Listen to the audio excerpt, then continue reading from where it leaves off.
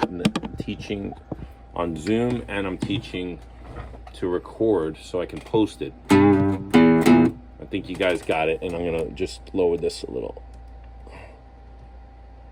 towards the floor a little.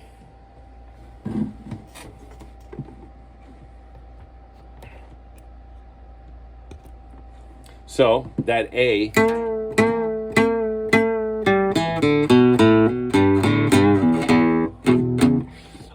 let's go up to the 5th fret, but with the 3rd finger on the number 1 string. This is going to be an easier bend because we're up the neck a little further, so the tension, and also it's a lighter string, and you're going to pull up towards your same note.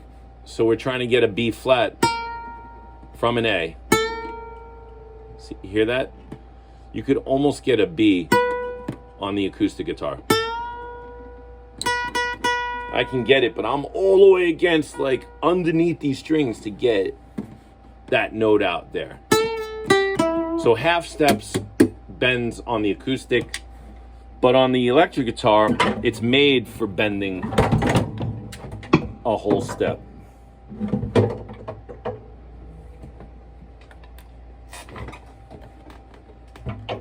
Sorry. You can really get that note from A.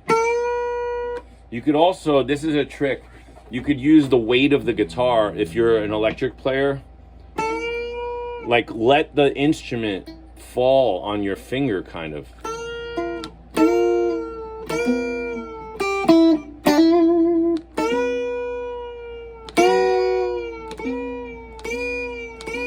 I'm doing an upstroke too, like I'm going like, you can go down. Yeah, the upstroke has kind of a little bit of a bite to it.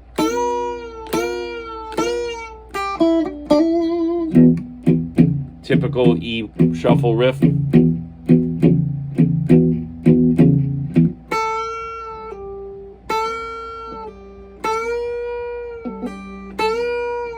Okay, well, we've only gone over 3 effects, and we got about 12 minutes left. Let's see what else I can get to you. Double stops. It's basically playing 2 notes at once and then playing little melodies with them. So the very, very, very popular on the 12th fret. If you bar your first 2 fingers, and you could do this on the acoustic, I'll demonstrate, but you could slide from 11 to 12 like triplets.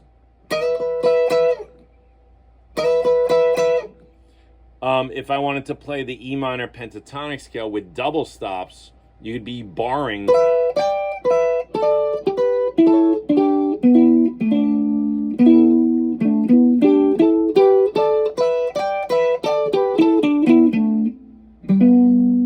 I'm playing a GB 15-14 6th string 5th string.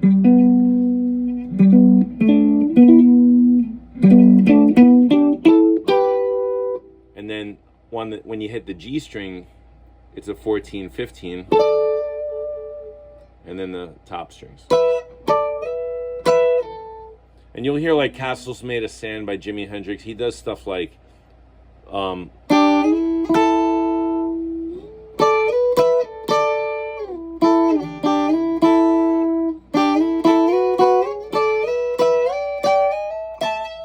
so those could be considered double stops because you have 2 notes.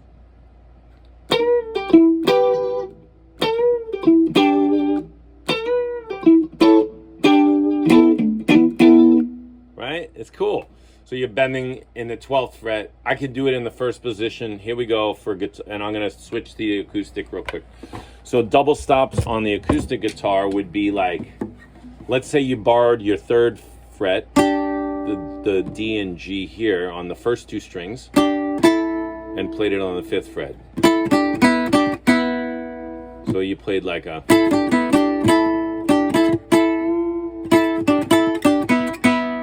and went down the scale.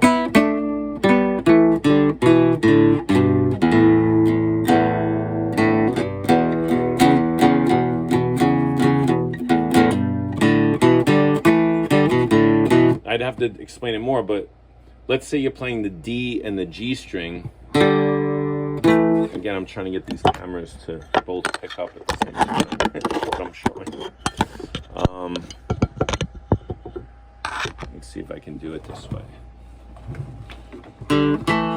So I'm hammering on like the open D, G, the number 4, number 3. Play those open, and then just bar your 2nd fret. That would be considered a double stop.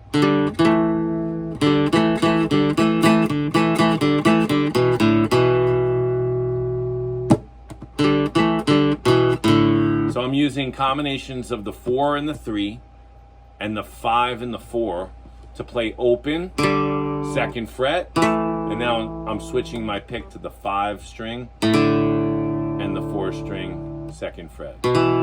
That's easy enough, Bobby and Pete and Janet. Watch. I'm playing the D, G, then barring 2nd fret, and then I'm playing the A, D, the 5, 4 together, like that. That would be considered double stops as well. A power chord, right? It depends on what notes. I mean, but it's definitely it could be sometimes. Sometimes it's not, though. It depends on how you analyze it.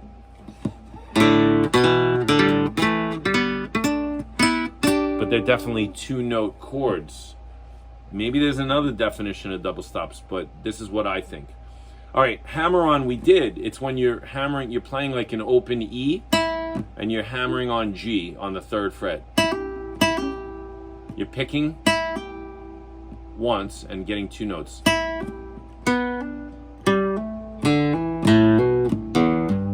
Okay, pulling off, we went over. Tremolo.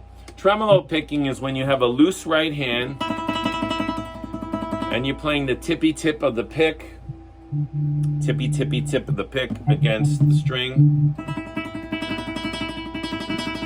And the most famous one from Pulp Fiction, Link Ray, what's the song? Mizzaloo.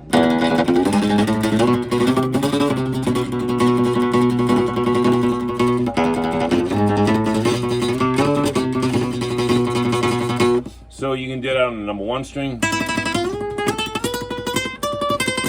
So it's just a constant.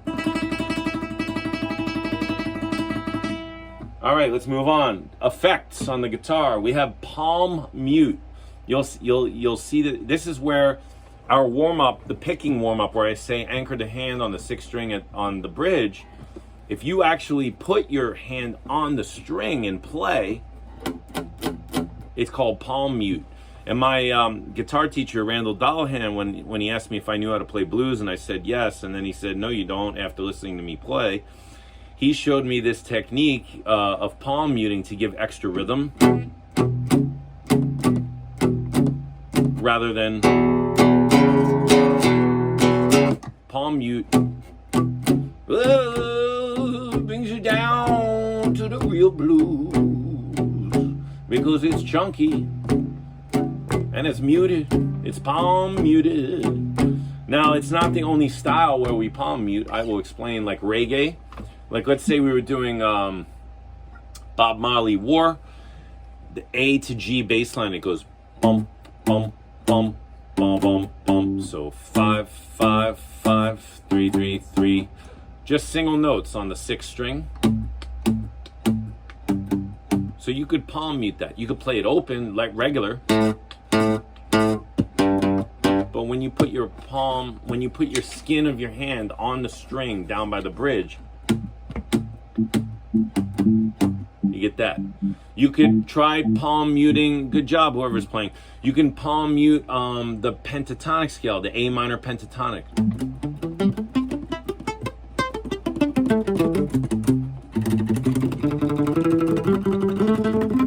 You could palm mute and tremolo. I'm going to show you on the electric guitar, and believe it or not, we have gone through almost every single effect I wrote down. There's only harmonics left, and I'll show you that. So, and I should show you some stuff with distortion.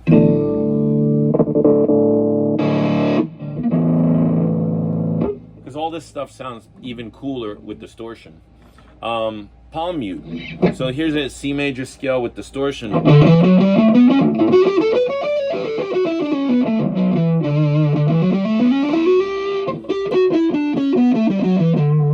If I'm palm muting it,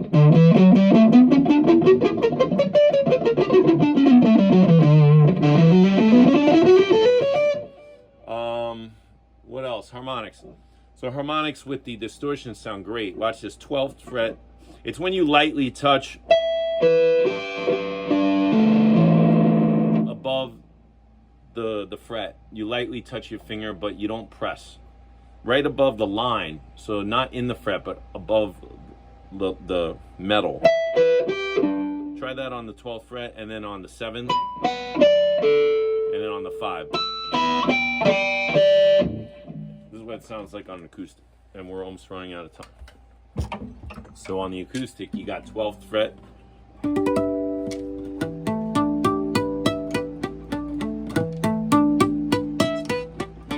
7th fret,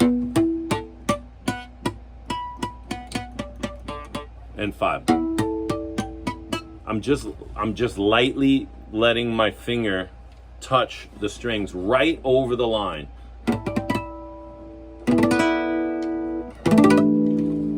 You'll hear this in that Yes song, Roundabout. You'll hear it in Metallica. You'll hear it all over the place. There's also a really famous bass harmonic. It's called, I think it's called Pictures of Tracy or Portrait of Tracy by Jaco Pastorius.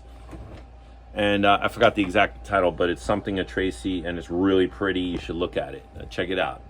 All right, so that's enough of this stuff. I could, basically, I just have the effects written down in words here. So I did a little video. I'm going to post it on my YouTube, and that's it for today, all right? So we'll be back next week. Thank you. Okay. Sign in on the beginner class. Great class. I really like it, guys.